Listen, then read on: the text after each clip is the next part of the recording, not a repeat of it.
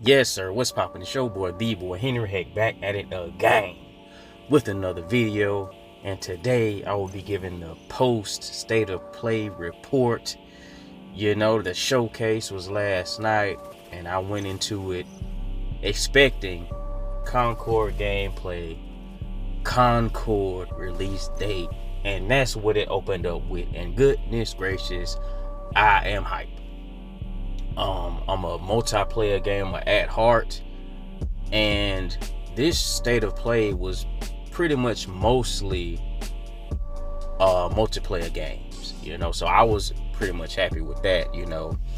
I'm judging the show by what is there rather than judging it for what's not there, which is what you should do. Some people have expectations on the moon for whatever reason. That's them. I don't do that. But Concord looked hella good, looked fun, a shooter with like abilities and whatnot, to which, as long as they have the balance and movement down, it'll be a fun time. I'm in the day one, looking forward to the beta. It seems to have a solid amount of characters. Sometimes you get these games, they might have 8 characters, they might have max 10 characters.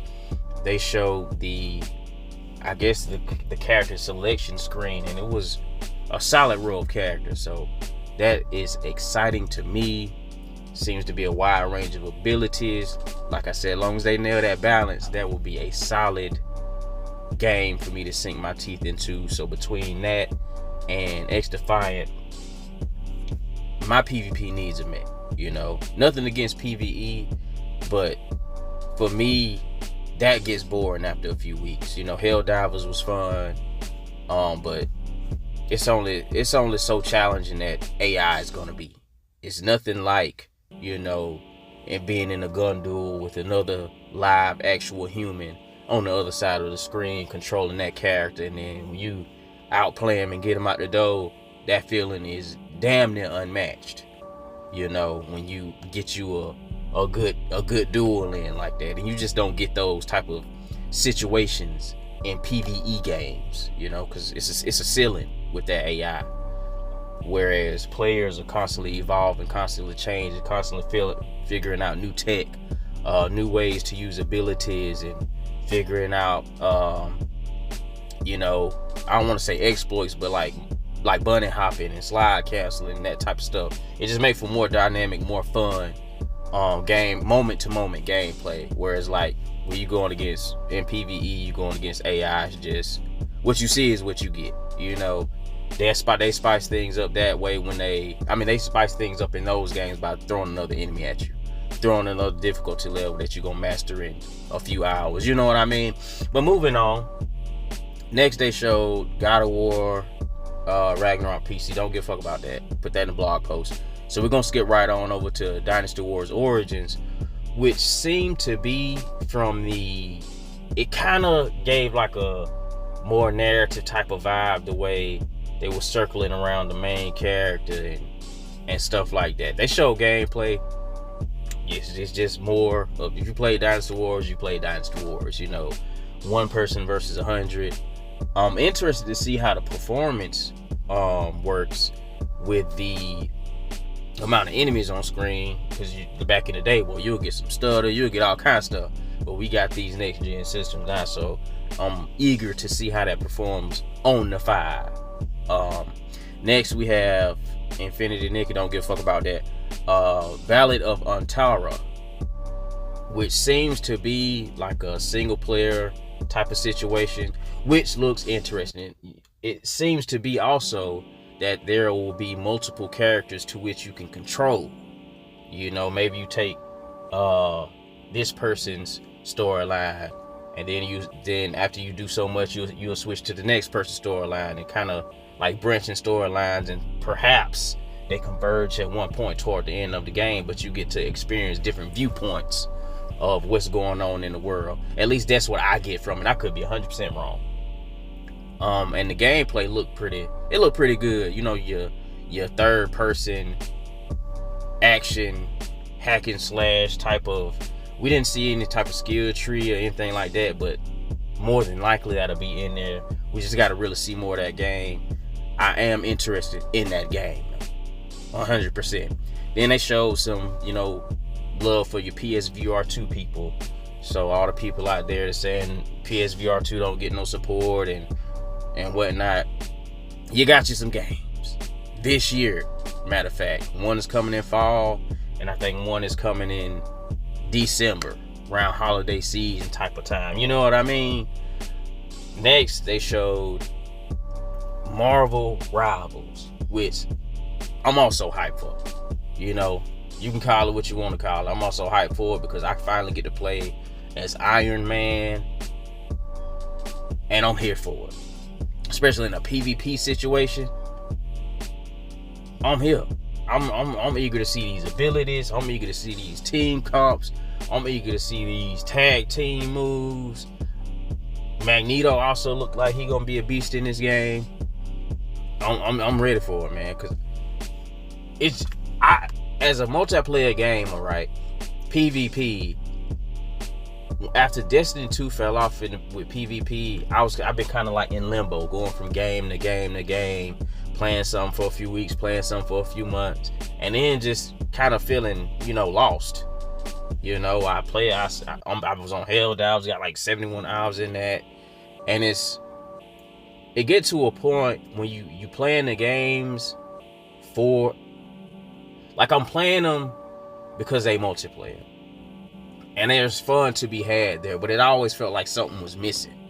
Like a spark or something was missing. And I'm excited to have the opportunity to try these games out and see if I can find that spark again in a multiplayer game, to which, initially Destiny 2 PvP had it and I was in it. Titanfall 2 PvP had it and I was in it. But I haven't been able to find that recently. The XDefiant is fun. And I'm enjoying myself, and I'm gonna keep it in the rotation, but it don't, you know what I mean? It don't have that, where I want to I'm like ignoring other games and just doing this. You know what I mean? That's pretty much what I mean by that, feeling. So I'm excited to have the opportunity to check all these multiplayer games out and PvP, because like everybody's throwing out PvE games, and it's PvP, and I get to, like I said, experience that moment to moment, me versus you, emergent gameplay, and outplaying these people from across the world, across the state lines, across wherever, and having a grand old time. I'm excited for that. Next up, we have Where the Winds Meet. Kind of gave a kind of Crouching Tiger, Hidden Dragon kind of vibe, and I fucks with it. I'm super interested in this. Based upon the combat seemed to be a little slower, and we didn't see much, but it showed enough. They showed enough to where they got me interested. I want to pay attention to this game. I want to look up videos, and whenever we get an announcement of some more gameplay being shown, I'm gonna be checking that out. I'm gonna be front row center. Or is that whatever the saying is about being front row? I think that might be the saying. That might be it. But that's another game I'm interested in. They showed a lot of stuff I'm interested in, to be honest with you. And going into it, when I go into a showcase or a presentation or whatever you want to call it, as long as I'm interested in more than half of what they show, I call that a W showcase. I'll have my one thing that I really hope to see, one or two things that I really hope to see. If I don't see them, I won't count off the showcase for it. It'll just give it that extra oomph for me, and with this show, it was Concord, of course. But next they showed Until Dawn. Didn't play the first one. Didn't play the original. It looks interesting. I'm kind of on the fence. I might end up checking it out. I'm not sure. I was talking to a homie about it, and visually, it's not that much of an improvement over the original. And he was saying how the original already looked great. So, I don't know. I'm on the fence about this one. I might end up getting. It just really depends on what I got going on at the time. The game comes out this fall. So I'll probably be like knee deep in something else, and then I'll probably catch this on sale, or probably catch it on sale and play it around January or something, if I get it at all. Path of Exile 2 was up next. It looked pretty damn good. My issue with Diablo 4 was in the way they approached seasons. And this game might do it the same way, I'm not sure. But the way they approach seasons was in a way I wasn't used to enjoying seasons. Coming from Destiny and a lot of other games that do seasonal content, you get to keep your main character. You don't have to re-roll for a next season and start all the way over. You don't have to do all the extra busy work, which is what I call. Some people like it. I've not tried it because that really turned me off from the game. This game might also have it, I'm not sure, but I'm gonna be playing V-Rising day one when it drops. I'm pretty sure I'm gonna enjoy that story-wise and co-op-wise. So I'm gonna go ahead and scoop this up because it's kind of the same asymmetric type of layout, and I'm gonna enjoy that story-wise. I will try to enjoy that story. I don't know if I will or not. I'm gonna try to enjoy that story-wise and co-op-wise also. So that's another game that interested me. Silent Hill 2 was shown. To me, it looked better than when they first showed it. I still would like them to step the graphic fidelity up a half. Just step it up a half. Because I am interested in the game. I would like to give them money for the game, but they have to sell me on the game. And it, like I said, it looks better. I don't think it's there yet. And it comes out in October, so they still have a few months to tweak and, try to do a little extra work to get it on par and where it needs to be as a PS5 game, a PS5 title, because it was one of the issues I had with Rise of Ronin. As a PS5 title, it didn't look to be a PS5 title, and that's important to me. Some other people might not give a fuck. I give a fuck. And moving on, Monster Hunter Wilds. We finally got to see some gameplay for Monster Hunter Wilds, and goodness gracious, it looked good. Goodness gracious, it looked good. We got to see a couple of the environmental hazards, from the sandstorm to like some quicksand, big monster fights. You know what you get with a Monster Hunter game. We also got the mount weaving in and out of the combat. Awesome. I just want to play it. I just want to play it. They didn't really give too much of a idea of what was going on in the store. I think you're looking for somebody. You're looking for it was a kid and someone who was chosen to lead and I don't know if that's your character. I don't know. But the main thing about that was we got to see some gameplay. And that's one thing I do love to see when they do some type of presentation. I like to see my gameplay. I'm not too keen on announcing the game and just showing a font of what the title looked like, and then perhaps cinematic. I don't care about all that. Like they did the Assassin's Creed Shadows, and it was just cinematic. I don't. Show me some gameplay. Like, I don't get hyped for cinematics. With Concord, what got me interested in that was because they didn't show shit when they first talked about that game. But then when you read about what it was, that's what because first person shooter on there, multiplayer on there, sci-fi on there. You know what I mean? So when they pull up, they show gameplay, they have a release date, I'm excited. I'm with it. And then they showed Astrobot. Don't really give a fuck about that, to be honest with you.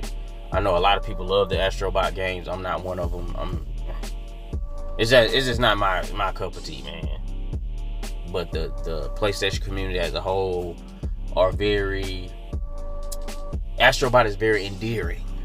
You know, it was the highlight of the show for a lot of people. And that's awesome. It's just not my type of. I'm not gonna play it. You know what I mean? If anything, I buy it, keep it in the plastic, put it on the shelf, just to have it. And you know, maybe one day my son walk by, he see it, and he decide he want to pop it in. But it's for me personally, I'm not popping that joint in. Judging the show, I would give it 4 out of 5.